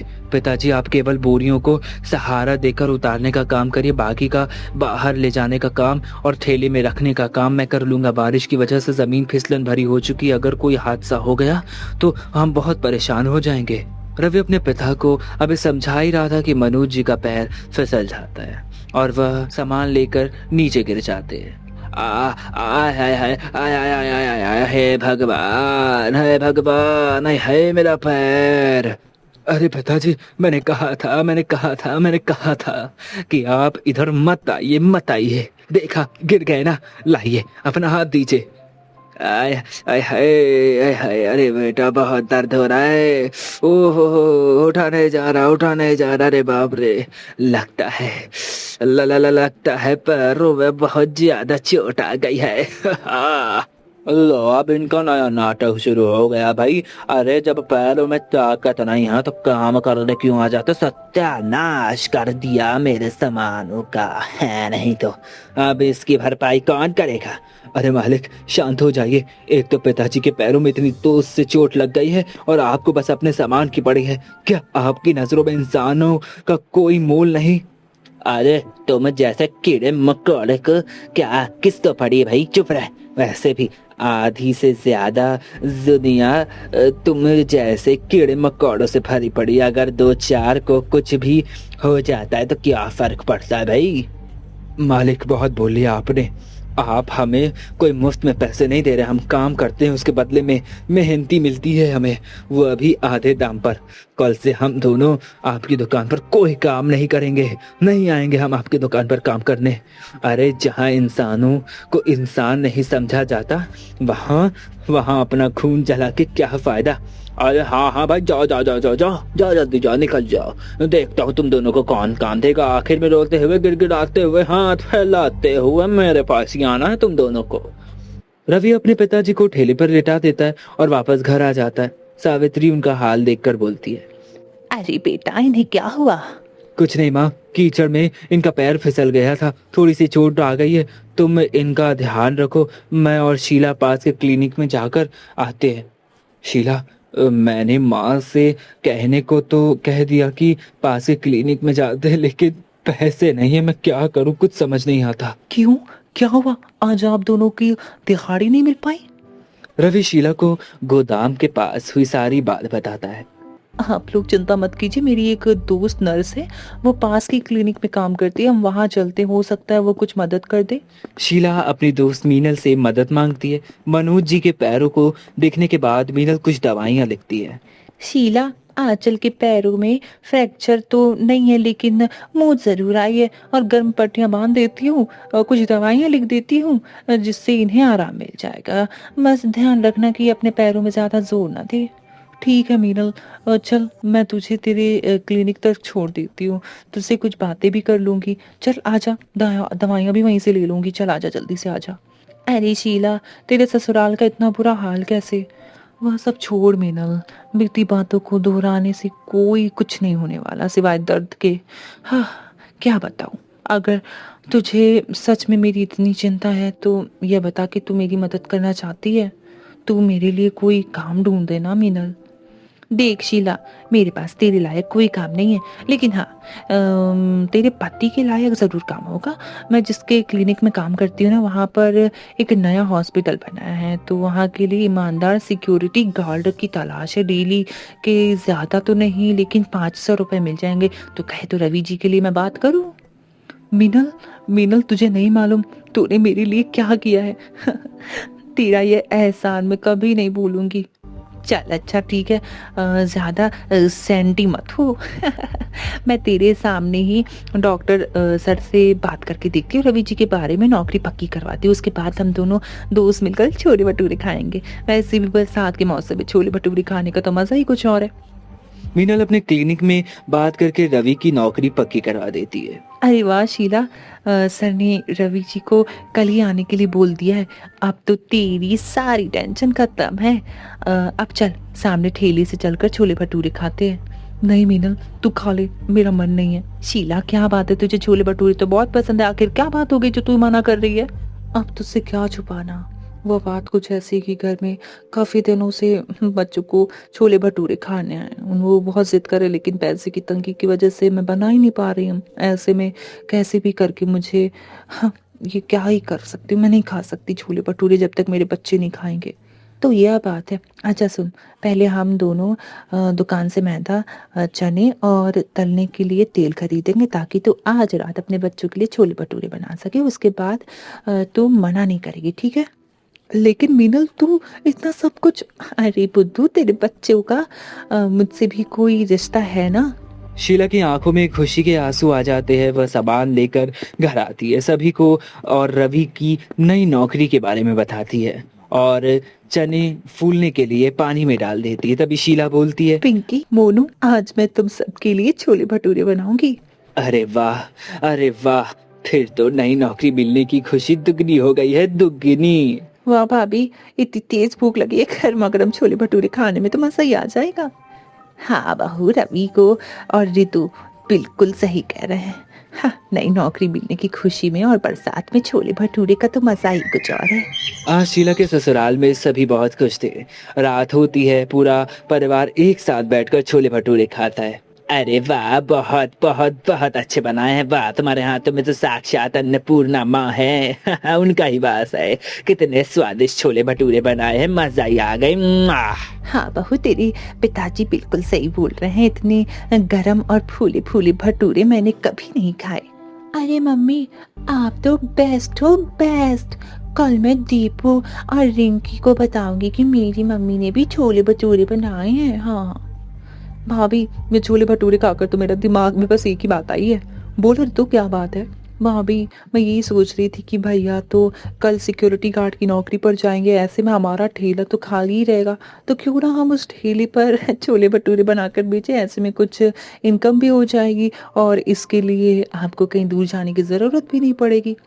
बात तो तुम्हारी बिल्कुल सही है रितु, घर पर रहकर सबकी देखभाल करते हुए यह काम मैं कर पाऊंगी। तो पक्का कहा, कल भैया के काम पर जाने के बाद हम अपना ठेला लगाएंगे। लेकिन शीला, सोच लो, तुम्हारा काम बढ़ जाएगा। अरे बहू की मदद करने के लिए हम सब भी तो हैं। हम सब मिलकर हाथ बटाकर सब काम कर लेंगे, तुझे चिंता करने की कोई जरूरत नहीं है। लगता है हमारे दिन अब सुधरने वाले हैं। अब बहू भगवान का नाम लेकर कल से छोले भटूरे बेचेगी, बिजनेस शुरू करेगी। हाँ हाँ, बिल्कुल अच्छा हो रहा है। अगले दिन पूरे मोहल्ले में शीला के बनाए हुए छोले भटूरे की खुशबू फैल जाती है। अगल बगल से लोग बारिश में गरमा गरम छोले भटूरे खाने के लिए शीला के पास आने लगते। तभी कांता बोलती है, अरे ताऊ जी, तूने बताया नहीं, तेरी बहू इतना स्वादिष्ट छोले भटूरे बनाती। वाह भाई, मजा आ गया खाकर। ऐसा करो शीला, मुझे भी 2 प्लेट छोले भटूरे पैक कर दो। जी आंटी, मैं छोले भटूरे पैक कर देती हूँ। कुछ समय बाद ऐसे ही बीतने लगता है और धीरे धीरे शीला का बिजनेस इतना ज़्यादा बढ़ जाता है कि वो मून रोड पर दुकान लगाने लगती है और अच्छा खासा ढाबा खोल लेती है और खूब पैसा कमाती। इस तरह से अपने ससुराल को बारिश में छोला भटूरा खिलाने के सपने से शुरू हुआ शीला का यह सफ़र अपने खुद के छोले भटूरे के ढाबे में जाकर खत्म होता है। ऐसी और मनोरंजक कहानियों के लिए हमारे चैनल को सब्सक्राइब करें और अगली कहानी किस टॉपिक पर देख रही है हमें कमेंट सेक्शन में ज़रूर बताएं। धन्यवाद। घर के मुख्य द्वार पर बाकी घर वालों के साथ खड़ी शारदा हाथ में आरती की थाली लिए अपनी बहू आरती का घर में स्वागत करती है। लेकिन जैसे ही आरती की नजर घर पर पड़ती है वो चौंक कर कहती है, हे भगवान, ये क्या, इतना पुराना और टूटा फूटा घर। बहू, ये घर हमारे दादा परदादा के जमाने का है बेटा। जी माँ जी, मुझे देखकर ऐसा ही लगा था। मुझे पता है बेटा, तुझे पुराने घर में रहने की आदत नहीं है ना, इसलिए शायद तू ऐसा कह रही है। ऐसी बात नहीं है माँ जी, लेकिन ये घर कुछ ज्यादा ही पुराना और टूटा फूटा है। हाँ बेटा, घर पुराना तो है। इसकी दीवारें तो ऐसा लग रहा है जैसे अभी गिर जाएंगी। बस इस बार खेती का सीजन अच्छा हो जाए और हमारी सब्जियां अच्छे दाम में बिक जाए तो हम सबसे पहले इस घर की मरम्मत करा लेंगे। हाँ हाँ माँ जी, जरूर करा लेंगे। चलो भाई, अब बहुत रात हो गई है। सफर में थकान भी काफी हो गई होगी, तुम सब अब आराम कर लो, कल सुबह जल्दी उठना भी है। सुबह जल्दी उठकर शारदा रसोई में पहुंच जाती है। कुछ देर में आरती भी तैयार होकर आ जाती है। आरती को देखकर शारदा कहती है, उठ गई बहू, आज तुम्हारी पहली रसोई की रस्म है। आज तुम सबके लिए बढ़िया सा खाना बना लो। जी माँ जी, मैं अभी सबके लिए खाना तैयार करती हूँ। हम सब तुम्हारे हाथ का खाना खाने के लिए बेताब हैं बेटा। गर्मी में पसीने से तरबतर होकर आरती सबके लिए खाना बनाती है। थोड़ी देर बाद पूरा परिवार चटाई पर बैठता है और आरती सबको खाना परोसती है। वाह बहू, बहुत ही स्वादिष्ट खाना बनाया है तूने, आज तो मजा ही आ गई। मैंने कहा था ना माँ, आरती के हाथ में जादू है, अब रोज हमें ऐसे ही खाना खाने के लिए मिलेगा। भाभी, आपने तो वाकई कमाल कर दिया। इतना टेस्टी खाना तो मैंने कभी पहले नहीं खाया था। खाना तो वाकई स्वादिष्ट बना है बहू, सभी को पसंद आया है। देख, तेरी सारी मेहनत सफल हो गई। चलो अब खेत पर जाने का समय हो रहा है, आज तो खेत में बहुत काम भी है। हाँ चलते हैं पापा, हमें शाम तक लौट कर भी तो आना है। बहू, आज तुम भी हमारे साथ खेत पर चलो ना। हाँ भाभी, वैसे भी आप घर पर अकेली क्या करोगी, खेत देखोगी तो आपका भी मन बहल जाएगा। हाँ हाँ, मैं भी आप लोग के साथ चलती हूँ ना, मुझे भी अपने खेत देखने का बड़ा मन है। तपती धूप में चलते हुए सब खेत पहुँचते हैं। खेत के बीच में एक पुराना नीम का पेड़ होता है जिसके नीचे एक चारपाई रखी हुई है। राजेश आरती से कहता है, ये हमारे दादा परदादा के ज़माने के खेत है। वैसे थोड़े से ही खेत है ये, लेकिन बस इन्हीं खेतों से ही हमारी रोजी रोटी चलती है। वाह, यहाँ तो कितनी सारी सब्जियां उगी हैं। मुझे तो लगा था कि बस कुछ ही सब्जियां होंगी। भाभी देखो, वहाँ गोभी लगी है, इधर आलू है और उस तरफ मटर और टमाटर। हम सब ने मिलकर उसे उगाया है, इसलिए यहाँ की सब्जियां इतनी फ्रेश होती हैं। शहर में तो बस मुरझाई हुई सब्जियां मिलती हैं। अब तो तुम्हें रोज ताज़ा ताज़ा और अच्छी अच्छी सब्जियां खाने को मिलेंगी। हाँ बहू, हम तो अपने खेत की ही सब्जियां खाते, ताजी सब्जी का स्वाद ही अलग होता है। आरती सबके साथ खेत में काम करती है।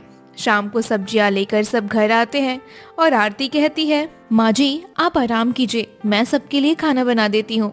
अरे बेटा, तू रहने दे, तू भी तो थक गई होगी ना। हाँ माँ जी, लेकिन आज खेत की ताजी ताजी सब्जियों से अच्छी सी सब्जी बनाऊंगी तो सारी थकान दूर हो जाएगी मेरी। ठीक है, जैसी तेरी मर्जी। आरती चूल्हे पर खाना चढ़ाती है। कुछ देर में अचानक हवा का रुख बदलने लगता है। हे भगवान, ये हवा कितनी तेज चल रही है। बाहर धूल भरी तेज आंधी चल रही है ना बहू, हवा भी इतनी तेज है कि खिड़कियां तो मानो टूट ही जाएंगी। हे भगवान, देखिए काले बादलों के कारण बाहर कितना अंधेरा भी हो गया है। हाँ लगता है तूफान आने वाला है। क्या तूफान आने वाला है?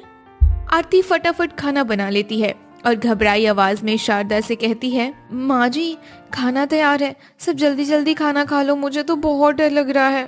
अरे बेटा डरो मत, यहाँ तूफान तो आते जाते रहते हैं, कुछ नहीं होगा। कुछ देर बाद तूफान शांत हो जाता है। शारदा गहरी सांस भरकर कहती है, चलो अब सब शांत हो गया, लेकिन क्या माँ जी? भाभी, कुछ दिन बाद फिर से तूफान आ सकता है। कुछ दिन बाद सच में बहुत बड़ा तूफान आ जाता है और शारदा घबरा कर कहती है, इस बार तो हवा की रफ्तार कुछ ज्यादा ही है, लगता है बहुत बड़ा तूफान आने वाला है। बाहर से चीजें और पेड़ गिरने की आवाजें आ रही है, छत की खपरेल उखड़ने लगी है। हे भगवान, इतना तेज तूफान! सभी जल्दी से घर के बाहर निकलो, लगता है यह घर संभल नहीं पाएगा अब। हे भगवान रक्षा करना, हमारे पास बस एक ही छत है। इस बार तूफान इतनी जोर का होता है कि कुछ ही देर में उनका घर भरभरा कर गिर जाता है। उसकी जगह मलबे का ढेर बन जाता है। आज तो सब खत्म हो गया, हमारा पूरा घर गिर गया। हे भगवान, हमारा तो घर ही हमारा आसरा था, अब वो भी गिर गया, अब हम कहाँ रहेंगे। माँ रो मत, हम यहाँ ताड़पत्री वगैरह से रहने लायक जुगाड़ कर लेंगे। नहीं रितिका, ताड़पत्री ज्यादा देर तक नहीं टिक पाएगी। हम यहाँ से मलबे के बीच खुले में नहीं रह सकते, यह खतरनाक है। राजेश सही कह रहा है, पर हम जाए कहाँ? गांव में और कोई ठिकाना भी तो नहीं है। पापा, मुझे लगता है कि इससे बेहतर है कि हम अपनी खेती चलते हैं, कम से कम वहाँ हम सुरक्षित तो रहेंगे। हाँ, अब कोई और चारा भी नहीं है, हमें खेत ही जाना पड़ेगा। क्या खेत में? राजेश जी, वहाँ तो बस एक ही चारपाई है ना, हमारा पूरा परिवार वहाँ कैसे रहेगा? मजबूरी है बेटा, अब खेती हमारा सहारा है। चलो, जो बचा कुचा सामान है वो उठाओ और खेत चलो। सामान लेकर अंधेरे में चलते हुए सब खेत में जाते हैं और नीम के पेड़ के नीचे रखी चारपाई पर बैठने की कोशिश करते हैं। हे भगवान, 5 लोगों को अब इस एक चारपाई पर सोना पड़ेगा। हाँ बेटा, अब यही करना पड़ेगा। अभी तो मेरी नई नई शादी हुई है, मैंने तो कुछ दिन भी अपने घर में सुकून से नहीं रह पाई। बहू क्या सोच रही है, बस कुछ दिन की बात है, सब ठीक हो जाएगा। हाँ माँ जी, मैं कोशिश करती हूँ। हाँ बेटा, तकलीफ होगी लेकिन थोड़ा बर्दाश्त करना पड़ेगा। गर्मी और उमस के बीच सभी उस एक चारपाई पर जैसे तैसे सोने की कोशिश करते हैं कि अचानक रितिका का हाथ नींद में जोर से आरती की नाक पर लगता है और वो कहती है, ओ माँ, हे भगवान, मेरी तो नाक ही तोड़ दी। रितिका, क्या कर रही हो तुम? क्या हुआ भाभी? मैंने क्या किया? तुम्हारी कोनी मेरी नाक पर लगी है, देखो नाक टूट गई मेरी। माफ करना भाभी, गलती से हो गया। रितिका का हाथ कितनी जोर से लग गया राजेश जी, देखिए जरा। शांत हो जाओ आरती। रितिका, हाथ थोड़ा इधर कर लो। जी भैया।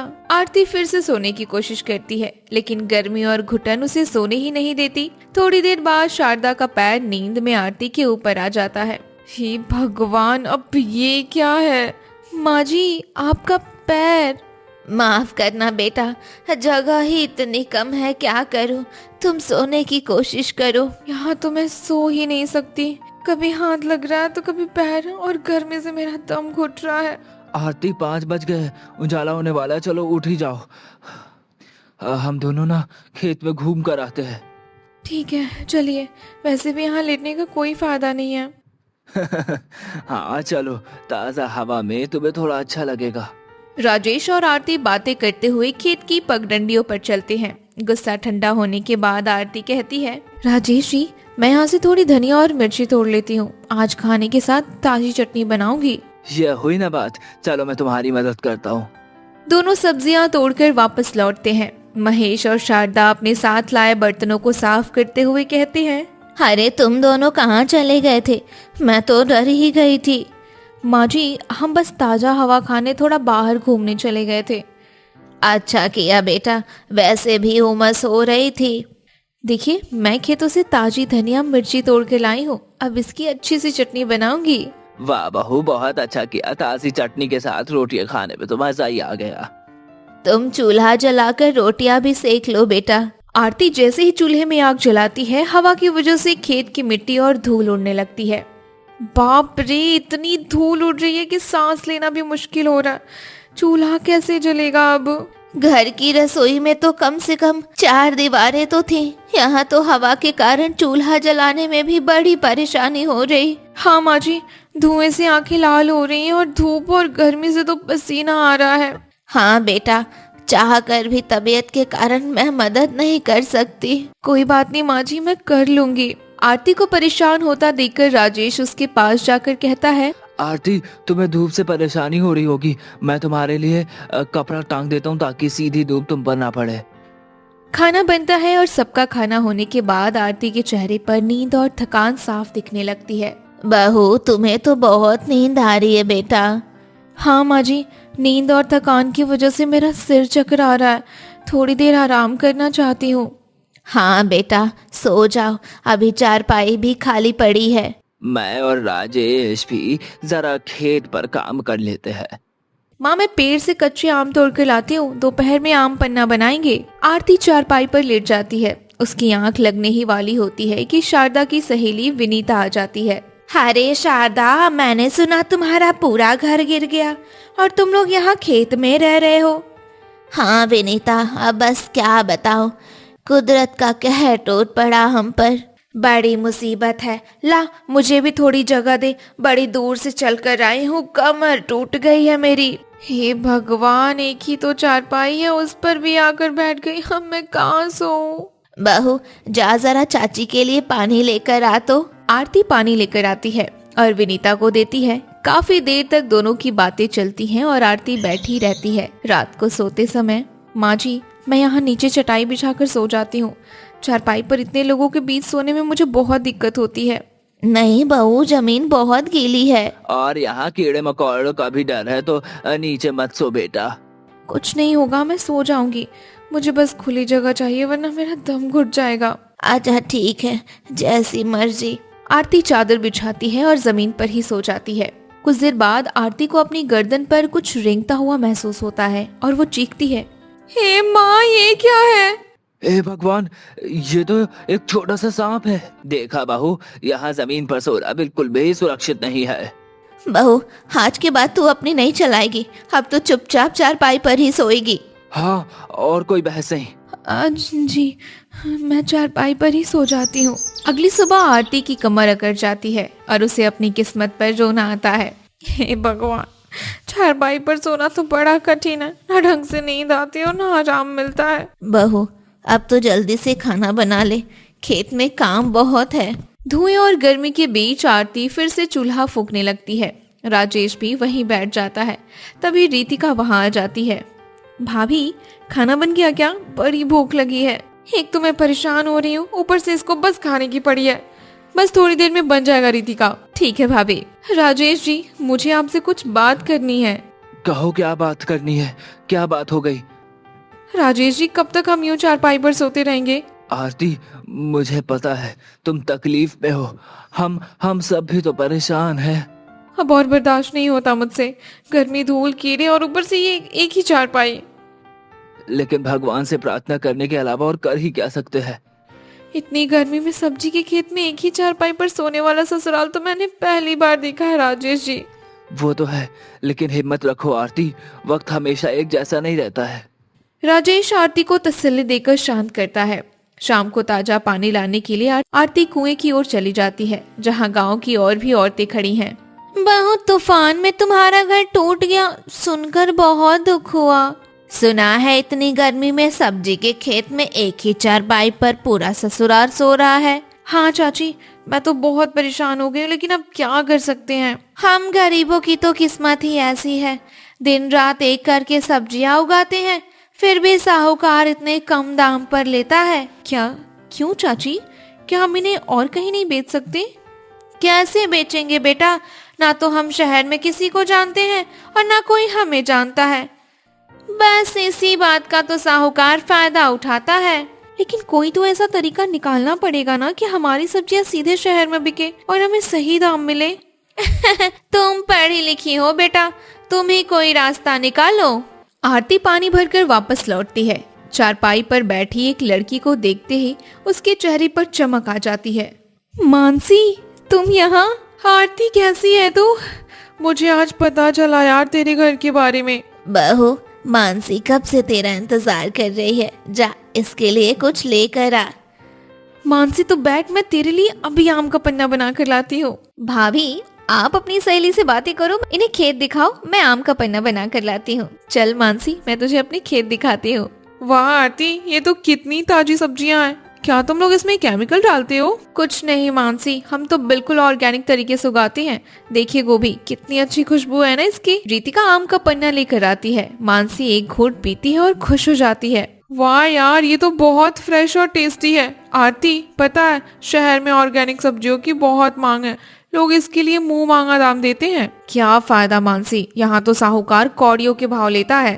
तो चिंता मत कर, मैं शहर में कुछ स्टोर्स को जानती हूँ। मैं तेरी इन सब्जियों को कुछ सैंपल लेकर जाऊंगी, उन्हें जरूर पसंद आएगा। मानसी सब्जियों के सैंपल लेकर चली जाती है। आरती के मन में एक नई उम्मीद जगती है। लेकिन अगले ही दिन साहूकार खेत में आ धमकता है और कहता है, कहाँ है महेश जी? सुनो, ये तुम्हारा घर टूट गया है। आइए साहूकार जी, क्या करे, हम पर कुदरत की मार पड़ी है। ठीक है, जो होना था वो तो हो गया। देख रहा हूँ कि तुम्हारी सब्जियां एकदम तैयार हो गई हैं। जी सेठ जी, तैयार तो हो गई है। तो फिर कल ही अपने आदमियों को मैं भिजवाता हूँ लेने के लिए। साहूकार जी, सब्जियां तो तैयार हो गई हैं, पर इस बार जरा रहम करना। हाँ सेठ जी, हमारा घर गिर गया, सिर छिपाने की जगह नहीं है। इस बार थोड़े ज्यादा पैसे दे देना। देखो, पैसे तो मैं उतने ही दे पाऊंगा जितना हमेशा देता हूँ। हम पर रहम कीजिए सेठ जी। देखो, ज्यादा नखरे करोगे तो सब्जियां खेत में ही सड़ जाएंगी। मेरे सिवा गांव में कोई और नहीं खरीदेगा। साहूकार जी, आप ये सब्जियां शहर ले जाकर 5 गुने दाम में महंगे बेचते हैं, फिर हमें इतना कम क्यों देते हैं? ए बहू, तू बीच में मत बोल। क्यों ना बोलूं, हम सही दाम ही तो मांग रहे हैं बस। तुझे क्या पता व्यापार क्या होता है। गाड़ी मजदूर लगाकर सब्जियों को शहर लेकर जाना पड़ता है, उसमें पैसा नहीं लगता क्या? लेकिन ठीक है साहूकार जी, कल भेज देना आदमियों को, हम सब्जियां तैयार रखेंगे। साहूकार चला जाता है। आरती का खून खौल जाता है और वो राजेश और महेश से कहती है, पापा जी, आपने मुझे बोलने से क्यों रोक दिया? बेटा, वो अच्छा आदमी नहीं है। चाहे जो भी हो, हम साहूकार को सब्जियां नहीं देंगे। हमें सब्र रखकर मानसी की खबर का इंतजार करना चाहिए। मुझे लगता है कि आरती सही कह रही थी, हमें एक बार कोशिश करनी चाहिए। मानसी पढ़ी लिखी है, वो गलत नहीं बोलेगी। लेकिन बेटा, मुझे तो अभी भी साहूकार का डर सता रहा है, कहीं हम मुसीबत में ना पड़ जाएं।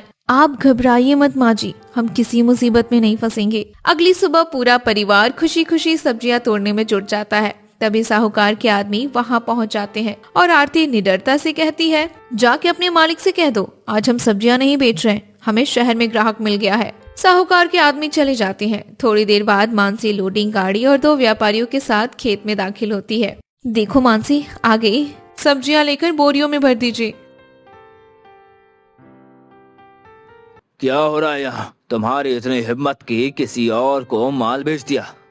हाँ, बेच दिया, जो करना है कर लीजिए। बहुत पछताओगे तुम लोग।